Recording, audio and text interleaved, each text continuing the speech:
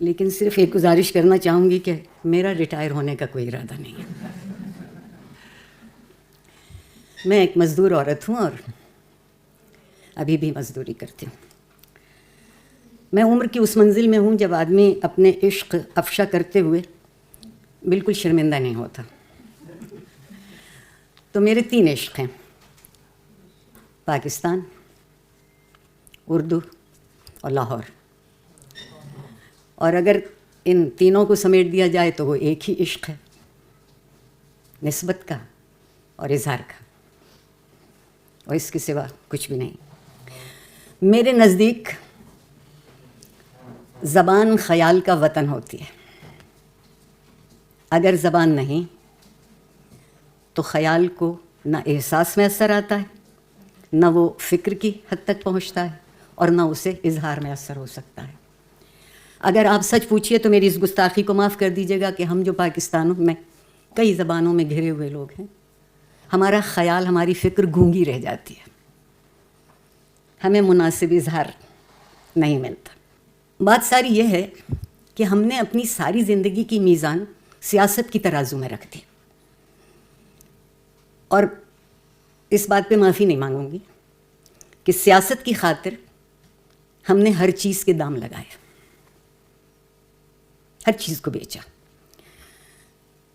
ضمیر کو تو پتہ نہیں بیچا یا نہیں بیچا، اس کو ہم نے جانا بھی یا کبھی نہیں جانا، وہ تو ایک الگ بات رہے گی. خیال بیچا، فکر بیچی، احساس بیچا. پھر دنگ ہیں کہ ہم اپنی زبان کیوں نہیں بولتے. جو زبان کی اساس ہے، جو زبان کی بنیاد ہے، اس سے ہم فارغ ہوئے. پھر دیکھیے، ہمیں سیاست نے یہ سکھایا کہ جتنا تم تقسیم ہوگے اتنی تمہاری اہمیت بڑھ جائے گی. میرے جیسے قبل از مسیح کے لوگوں کا خیال ہے کہ یہ انتہائی کم عقلی کی بات ہے. تقسیم ہونے سے کبھی کسی کو فائدہ نہیں ہوتا، اور میں تو یہ کہتی ہوں کہ جمع ہونے سے بھی اتنا فائدہ نہیں ہوتا جتنا ضرب ہونے سے ہوتا ہے. ضرب میں ایک اور بہت لطف کا فائدہ ہے کہ آپ اختلاف کو بھی برداشت کرتے ہیں. جمع میں آپ اختلاف کو برداشت نہیں کرتے، تفریق کر دیتے ہیں. تو اگر کوئی چیز ضرب کرنا سکھاتی ہو تو ہم اس سے کیوں خائف ہیں؟ دیکھیے، ہم نے اپنے ٹکڑے بنائے.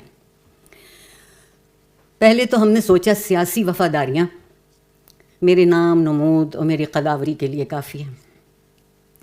سیاست نے ہمیں سکھایا کہ سیاست میں وفاداری کوئی چیز نہیں ہوتی. یہ لفظ میں نے استعمال کیا ہے، مگر سیاست میں وفاداری کوئی چیز نہیں ہوتی، کساد بازاری ایک چیز ہوتی ہے. جب جس کے دام لگنے ہوں اسی طرف ہو جاؤ. اور اس میں آپ نے دیکھا ہوگا، کسی کے جذبات کو ٹھیس لگائے بغیر میں نے سیاست پہ بات کرنے کی اجازت مانگ لی تھی. ایم کیو ایم پاسنگ کا پتھر ہے. جدھر کو ذرا سا جھکاؤ چاہیے ہوتا ہے وہ ادھر ہی جا کے کھڑے ہو جاتے ہیں. ان کی بھی اہمیت ہو جاتی ہے، اور کنارے پہ کھڑے ہونے والوں کی زندگی بھی بچ جاتی ہے ڈوبنے سے. جب ہم اس تفریق سے بھی آگے گزرے تو ہم نے کہا نہیں، اب ڈھونڈو کہ ہماری نسل کیا تھی. پروردگار نے تو ہمیں نوع انسانی کے طور پہ پیدا کیا اور بنی آدم کے نام سے یاد کیا، اور تمنا یہ کی کہ ہم انسان ہو جائیں. تمنا ہے میرے رب کی، کم از کم ہم نے تو ابھی تک اس کی تمنا کو کوئی پورے کرنے کی کوشش کی نہیں ہے. میری سمجھ میں یہ بات آتی ہے کہ بنی آدم میرا مادی ظاہری وجود ہے، یہ بھی حرمت کے لائق ہے، یہ بھی عزت کے لائق ہے، اس کی بھی توقیر ہے، یہ معمولی چیز نہیں ہے. میرا دوسرا وجود انسان جو ہے وہ اخلاقی وجود ہے. تو صرف مادی وجود سے، ظاہری وجود سے بات نہیں بنے گی. اشرف المخلوقات کہتے ہیں ہم اپنے آپ کو. تو اس شرف تک پہنچنے کے لیے ضروری ہے کہ ہماری ایک اخلاقی حیثیت ہو. اور میں نے جو آپ سے یہ عرض کیا کہ اس وجود کی بڑی حرمت ہے، وہ اس لیے کہ اس مٹی کے کوزے میں نور کا چراغ جلتا ہے. تو وہ کوزہ تو کم نہیں ہوگا جس میں نور محفوظ ہو گیا ہو. اور میرے نزدیک زندگی کی اخلاقی صورتحال وہ نور ہے. اور وہ نور صرف ایک ہی چیز ہمیں سکھاتا ہے، ایک میزان ہے ہمارے اندر وہ اخلاق کی کہ کیا صحیح ہے اور کیا غلط. اب یہ اخلاق کیا چیز ہے؟ لوگ سمجھتے ہیں 5-6 باتیں لکھ لی جائیں تو ہم بہت اخلاقی ہو جائیں گے. ہمیشہ سچ بولو، مگر جب اپنی ذات درمیان میں آئے تو کبھی مت بولنا. ہمیشہ پورا تولو جب اپنے لیے تولنا ہو، جب کسی دوسرے کو تول کے دینا ہو تو کم تولو. یہ ہم نے بہت اخلاقی فارمولے اپنے لیے اپنی آسانی کے لیے لکھ کے رکھ لیے ہیں.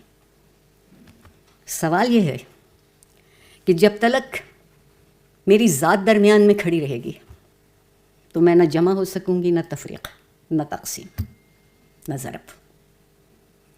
زندہ رہنے کا مزہ تو یہ ہے نا کہ آپ اس ذات سے اوپر اٹھ کے جئیں جس کو میں انسان ہونا کہتی، قرآن انسان ہونا کہتا، اخلاقی ہونا کہتا. نسل ہم لے کر آئے. ہم سے جو آخری بات میرے آقا نے کی تھی تو کہا تھا کہ تمہارے بیچ اس طرح کا کوئی فرق نہیں ہے، نہ رنگ و نسل ہے، نہ نسب ہے، نہ زبان ہے. پاکستان میں اس وقت جو سب سے بڑا فرق، تفریق پنپ رہی ہے وہ نسلی ہے. ہم کون ہیں، ہمارا علاقہ کہاں سے. جب ہم علاقے سے منسوب ہوئے تو ہم نے سوچا اچھا اب ایک چیز ہمیں اور چاہیے، ہماری زبان کیا ہے. یہ ساری تمہید میں نے اس لیے باندھی کہ اردو سے اس لیے خفا ہیں لوگ کہ اردو تو ہماری زبان ہی نہیں ہے. مجھے ایک تو اردو پہ رشک آتا ہے، بے حساب ملنسار زبان ہے، بے حساب محبت کرنے والی زبان. جس زبان سے ملتی ہے اس کو گلے لگا لیتی ہے، اس کو اجنبی نہیں کہتی. زبان جب احساس اور فکر میں ڈھلتی ہے تو تجربے میں ڈھل جاتی، پھر جو چیز آپ کے تجربے میں آئے گی وہ آپ کی زبان کا حصہ ہوتی چلی جائے گی. لطف کی بات یہ ہے، یہ جس میں بول رہی ہوں اردو میں اس کا ایک اتنا جناتی ترجمہ کیا گیا ہے، اور ہم جب کبھی بھی کسی چیز کا ترجمہ کرتے ہیں ایسا جناتی ترجمہ کرتے ہیں کہ جو اس زبان کے قریب بھی آنا چاہے وہ بھی پھٹک کے بہت دور بیٹھے. فرماتے ہیں مولن الصوت، حضور کس کی سمجھ میں آئے گا. میری ایک اور بہت میں نے زندگی سے ایک سبق سیکھا ہے کہ زندگی کو قبول کر لینا چاہیے، زندگی کو سارا دن رد نہیں کرنا چاہیے. زندگی سے بڑی نعمت کوئی نہیں ہے، اور صرف ایک دنیا ہے جو اس کے برابر کی نعمت ہے، اور دونوں ایک دوسرے کے لیے معنی پیدا کرتے ہیں. مولانا صوت کہہ کے ہم بہت خوش ہو گئے. میں یہاں بات یہ بہت برملا کہہ سکتی ہوں کہ وہ جو میرے محبوب جنرل ضیاء الحق صاحب تھے، وہ مذہب کا قانون بھی سعودی عرب سے لے کر آئے. میں آپ کے سامنے کھڑے ہو کے ایک اعتراف کر رہی ہوں، زندگی بھر کرتی رہی ہوں، آپ کے سامنے بھی کر کے جاؤں گی. میں بے حد معمولی گیا گزرا مسلمان ہوں، مگر مجھے اپنے مسلمان ہونے پہ ناز بہت ہے. میں اس ناز کے قابل نہ سہی، مگر جس چیز پر ناز کرتی ہوں وہ ناز کرنے کے قابل ہے. مگر میں یہ کہہ دینا چاہتی ہوں کہ مجھے اس سے بڑا ناز اس پر ہے کہ میں جنوبی ایشیا کا مسلمان ہوں، میں عرب نہیں ہوں. میری اندر جو تہذیب اتری ہے وہ بہت مختلف ہے، اور تہذیبوں کے مختلف ہونے سے یقین پر اور ایمان پر کوئی فرق نہیں پڑتا، کوئی فرق نہیں پڑتا. آپ گوشت کھائیں تو بھی مسلمان ہیں، اور نہ بھی کھائیں تو بھی مسلمان. مگر آپ دیکھیے جس دن سے ملا نے بری نظر ڈالی ہے مرغی پر، اس کی آبرو بھی گئی. سوچئے کوئی بھی چیز جو میری حرص اور ہوس اور نفس کا نشانہ بن جائے گی اس کی آبرو نہیں رہتی. زبانوں کے ساتھ بہت مزے کی بات یہ ہے کہ اردو ہے جو صرف علاقائی زبانوں کے آڑے آتی ہے، انگریزی کبھی نہیں آئی. کبھی کسی نے یہ نہیں کہا کہ ہم انگریزی نہیں بولیں گے کیونکہ پنجابی ہماری زبان ہے، یا بلوچی ہماری زبان ہے، یا براوی ہماری زبان ہے، یا پشتو ہماری زبان ہے، یا سندھی ہماری زبان. نہیں، ہم اردو نہیں بولیں گے کیونکہ ہماری زبان تو اردو نہیں. کیسے معصوم لوگ ہیں کہ ہمیں یہی نہیں معلوم کہ ہماری زبان کیا ہے. وہ قوم جو 73 برس تک تتلا رہی ہے، سیاست کے وعدے ہیں تو تتلا رہی ہے، اقتصاد اور معاش کی بات ہے تو ہم کہیں پیچھے ہیں. اور مجھے معاف کر دیجیے گا، جب دام لگانے کی بات آئی تو میرے لیے یہ بات حد سے زیادہ مضطرب کر دینے والی اور کربناک ہے کہ ہم نے دین کے بھی دام لگا دیا. سیاست کے بازار میں جو ہماری قیمت زیادہ لگاتا ہے، چونکہ ویسے بھی ہمارا جسمانی وزن بہت زیادہ ہے ہمارے اخلاقی وزن سے، تو ہم اسی طرف جا بیٹھتے ہیں. اردو گھبرا گئی، مجھے لگتا ہے اردو گھبرا گئی اپنی پامالی سے. آپ کسی شخص کو بغیر کسی تخصیص اور تفریق کے سڑک پہ بولتا سنیے، ایک جملے میں اگر کل 10 لفظ ہیں تو اس میں سے 7 انگریزی کے ہوں گے. ہوں، ہاں، گیا، تھا، تھی، بس اردو اس کام آ جاتی ہے. اور بہت سے لوگ جو انگریزی بولتے ہیں وہ مسلسل یہ ترجمہ کر کے ہمیں بتاتے رہتے ہیں کہ مت سمجھنا کہ مجھے انگریزی نہیں آتے. یو نو، تمہاری سمجھ میں بات آئی؟ What I am telling you, جو میں آپ سے کہہ رہا ہوں، مسلسل ترجمہ کرتے رہتے ہیں. میرے خیال میں ایک بات یہ آئی ہے کہ ترجمہ ہمیشہ وہ کرتا ہے جو اصلی بات کو نہیں سمجھتا. جس کی سمجھ میں بات آ گئی ہوگی پھر ترجمہ کرنے کی ضرورت نہیں رہے گی. خوش نصیب ہے نا وہ لوگ جو یہاں آتے ہیں، عربی زبان سے واقف ہیں اور عربی زبان کی لطافت اور نزاکت سے واقف ہیں. ان کی سمجھ میں قرآن جس طرح آتا ہے میری سمجھ میں نہیں آتا. وہ زبان بول کے مجھ سے اپنے معنی نہیں کہتی، مجھے اس کے معنی کسی دوسری زبان میں ڈھونڈنے پڑتے ہیں. کسی کا ایک اچھا شعر ہے، یہاں سب میرے ہیں پر میرا کوئی نہیں، میں بھی اس شہر میں رہتا ہوں اردو کی طرح. اردو بھی ایسی ہے، اردو سب کی ہے، اردو کا کوئی نہیں. ان سب باتوں سے ہٹ کے تھوڑی سی دیر کو میں اپنے گریبان میں جھانکوں کہ یہ جو یقین ہے یا اعتبار ہے یا اعتماد ہے اپنے ہونے پر، اور اگر اپنے ہونے پر ہے تو اپنے اظہار پر بھی ہونا چاہیے. مجھے پنجابی بولتے کبھی یہ ڈر نہیں لگتا کہ اردو تھانے دار ہے. اردو بولتے کبھی یہ خوف نہیں آتا کہ میں پنجابی کا حق مار رہی ہوں.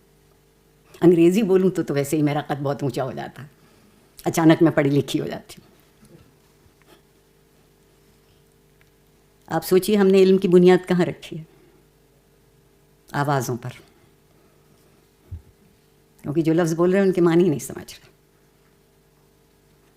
آپ کے وزیر اعظم نے کل ایک نیا خیال قوم کے ذہن تک پہنچایا کہ 5 سال کی مدت تو بہت کم ہوتی ہے.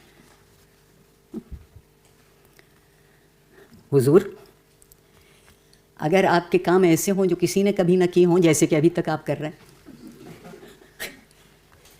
تو فیصلہ بہت آسان ہوتا ہے کہ 5 سال دہرا دیے جائیں یا 5 سال نہ دہرائے جائیں. اگر میرے جیسوں کی حیثیت اور بذات پر نظر کیجیے گا تو ہر 2 ہفتے کے بعد جو پیٹرول کی قیمت بڑھتی ہے تو شاید حکومت کی مدت بھی 2 ہفتے کر دینی چاہیے. انتخاب کا ایک وقت ہمیں بھی میسر. اس زبان کے استعمال کی بات، آپ نے لفظ کہہ دیے، لفظوں کو حکم میں ڈھال دیا. حکم میں اور آپ اس سے باہر نہیں ہیں، مگر کیا واقعی مجھے اور آپ کو زندہ رہنے کا وہ حق دیا جا رہا ہے جو ہونا چاہیے؟ اور جب آپ ایسی باتیں کیجئے تو میرے محبوب جنرل ضیاء الحق نے معاملہ بالکل ہی آسان کر دیا تھا کہ اگر آپ یہ کہیں کہ ضیاء الحق کی کوئی بات بری ہے تو اس کا مطلب ہے کہ آپ پاکستان کے خلاف ہیں، اور اگر آپ پاکستان کے خلاف ہیں تو آپ اسلام کے خلاف ہیں.